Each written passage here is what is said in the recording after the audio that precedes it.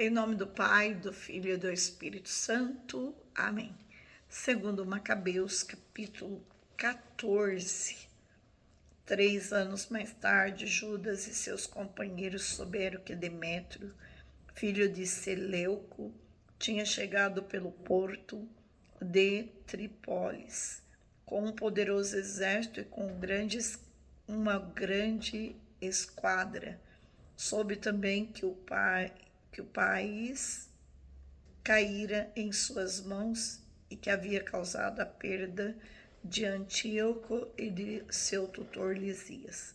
Ora, certo Alcimo, outrora sumo sacerdote, mas voluntariamente comprometido por ocasião da introdução dos costumes pagãos, vendo que de nenhum lado lhe restava esperança de salvação, nem possibilidade de chegar-se ainda ao altar, veio ter com o rei Demétrio. Isso foi pelo ano 151. Ofereceu-lhe uma coroa de ouro, uma palma e, além disso, alguns ramos de oliveira, dos que se oferecem no templo. Naquele dia, contudo, não disse nada. Encontrou, porém, ocasião oportuna para executar sua maldade, quando foi chamado ao conselho por Demétrio, interrogado sobre a disposição e os intentos dos judeus. Respondeu ele: aqueles judeus que se chamam assíduos, em cuja frente se encontra Judas Macabeu, fomentam a guerra e as sedições e impedem que o reino goze de paz. Eis porque, despojado de minha dignidade hereditária, quero dizer, do sumo sacerdócio, vim aqui, primeiramente porque tenho realmente cuidado dos interesses do rei, depois em consideração aos seus compatriotas, porque a irreflexão dos que citei mergulha toda a nossa raça num grande mal. Reconhecido isso, ó Rei, pela benevolência que testemunhas a todos, toma as medidas necessárias para a salvação de nosso país e de nossa raça ameaçada, porque enquanto Judas estiver vivo, é impossível que haja paz. Mas acabaram ele de falar os demais amigos do rei, hostis à causa de Judas, puseram-se a incitar Demétrio. Esse designou imediatamente Nicanor, ex-comandante do corpo de elefantes, e promoveu o general da Judéia, ordenando-lhe que partisse a fim de matar Judas, dispersar suas tropas e restabelecer Alcimo como sacerdote do grande templo. Aqueles que na Judéia tinham fugido de Judas colocaram-se ao lado dos gentios sobre a chefia de Nicanor, como se os infortúnios e males dos judeus lhe devessem redundar em outros tantos êxitos. Os judeus, ao ouvirem falar da expedição de Nicanor, do ataque dos gentios, cobriram a cabeça de pó, imploraram aquele que estabelecera seu povo para sempre e que continuamente, de modo visível, defendia sua herança. Por ordem do chefe, partiu logo o exército e encontrou o inimigo perto da aldeia de Desal. Embora Simão, irmão de Judas, estivesse em presença de Nicanor, adiou o ataque em vista do súbito terror produzido em seus pelo inimigo. De seu lado, Nicanor, conhecendo a coragem dos homens de Judas e a grandeza de ânimo com que eles se atiravam ao combate pela pátria, temeu expor-se a uma decisão pelo sangue. Enviou, pois, Posidônio, Teodoto e Matatias, para oferecer a mão aos judeus e receber a deles. As propostas de paz foram por muito tempo examinadas. Cada chefe as comunicou às suas tropas e foram aceitas unanimemente. Foi fixado um dia para uma conferência dos chefes sobre este assunto. De um lado e de outro avançou um carro e colocaram cadeiras de honra. Judas postou homens armados em lugares estratégicos, prontos para qualquer eventualidade, se os adversários viessem a trair. A conferência dos chefes foi satisfatória. Nicanor passou a residir em Jerusalém, sem fazer ali mal algum. Despediu até mesmo a multidão das tropas que ele havia trazido consigo. Estava constantemente em companhia de Judas, sentindo amizade para com ele. Inspirou para que ele se casasse e que tivesse filhos. Judas casou-se, gozou de tranquilidade e desfrutou da vida. Verificando ao cibo os sentimentos recíprocos de ambos os chefes e investigou as cláusulas do tratado, e dirigiu-se a Demétrio, acusando Nicanor de conjurar contra o Estado, porque, acima designado para seu lugar, tenente Judas, o próprio inimigo do reino.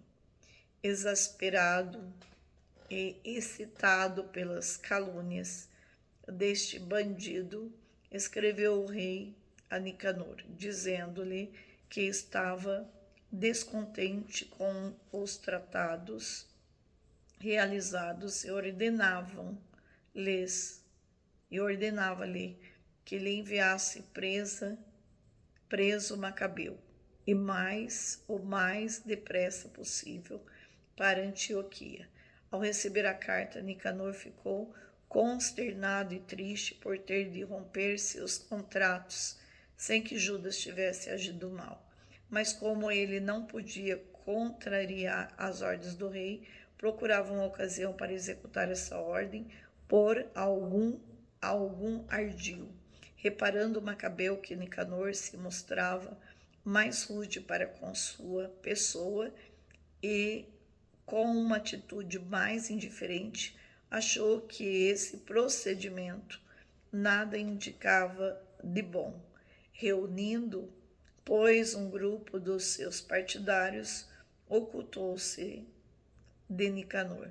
Quando o outro reconheceu que havia sido logrado, dirigiu-se ao grande e sublime templo no momento em que os sacerdotes ofereciam sacrifícios e deu-lhes ordem de entregar este homem.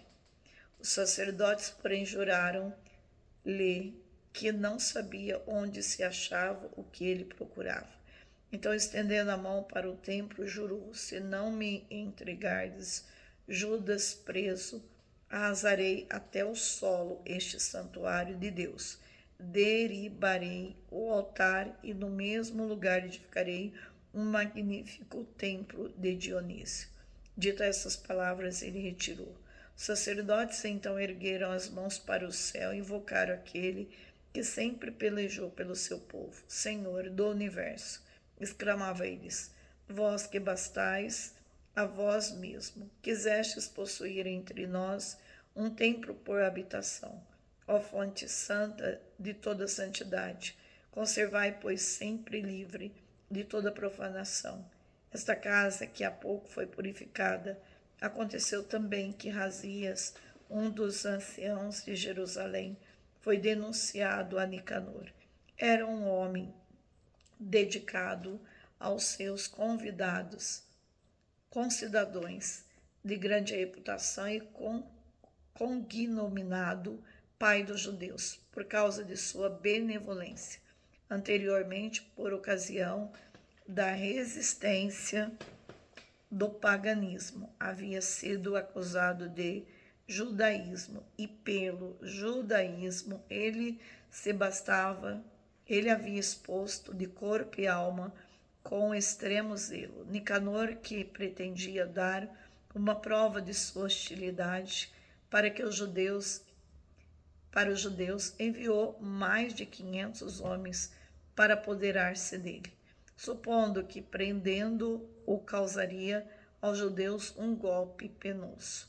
Como essa tropa foi apoderar-se da torre e forçar a entrada, uma vez que havia sido dada a ordem de atear fogo e incendiar as portas, Rasias, quando ia ser preso, transpassou-se com a própria espada, preferindo morrer honrosamente antes de cair nas mãos dos ímpios e padecer os ultrajes indignos de seu nobre nascimento. Na precipitação, porém, dirigiu mal o golpe, e enquanto os soldados forçaram do lado de fora contra as portas, ele correu animosamente para cima do muro e com coragem atirou-se sobre a multidão. As pessoas afastaram-se com rapidez e Rasias tombou no espaço, deixando vazio. Todavia, ainda respirando, cheio de ardor, ergueu-se, embora o sangue lhe jorrasse como uma fonte de suas horríveis feridas, atravessou a multidão numa carreira, em seguida de pé sobre uma rocha escarpada e, já inteiramente enxágue, arrancou com as próprias mãos as entranhas que saíam e lançou-se sobre os inimigos. Foi assim seu fim, pedindo ao Senhor da vida e do Espírito que los restituísse um dia. Palavra do Senhor. Graças a Deus. Só para informar vocês que nós já lemos hoje a penúltima carta de 2 Macabeus e amanhã já é a última carta de Macabeus. E para a glória de Deus, nós só temos uma carta, isso não é uma vitória, gente. Só falta a carta de Jó para a gente concluir a Bíblia inteirinha. E eu quero que vocês coloquem aí nos comentários quem foi fiel até agora, quem está conseguindo terminar a Bíblia através desse pequeno estudo de um capítulo por dia. Deixa aí nos comentários. Então aqui, veja só, no versículo 5, encontrou, porém, ocasião oportuna para executar sua maldade. Veja, é assim que muitos agem quando está fora da luz. A gente vive uma escuridão, é uma escuridão mesmo, que a gente fica cego, a gente fica surdo, a gente age pelo impulso do humano, não pelo impulso da alma e do coração. O demônio, ele é tão astuto que ele fica trabalhando na nossa vida e fazendo a gente encontrar oportunidades para exercer o mal. Isso não é satânico, gente? Como que pode? E são muitas pessoas que ficam procurando oportunidades para praticar o mal. O mal da vingança, o mal do julgamento, o mal da crítica, o mal da fofoca, o mal da calúnia, o mal da inveja e assim por diante. Nós precisamos muito do Espírito Santo para nos iluminar, para que a gente possa rezar e deixar com que tudo aquilo que é uma guerra do mal, eu não entre dentro dela. Eu preciso lutar para destruir os inimigos de Deus na minha vida.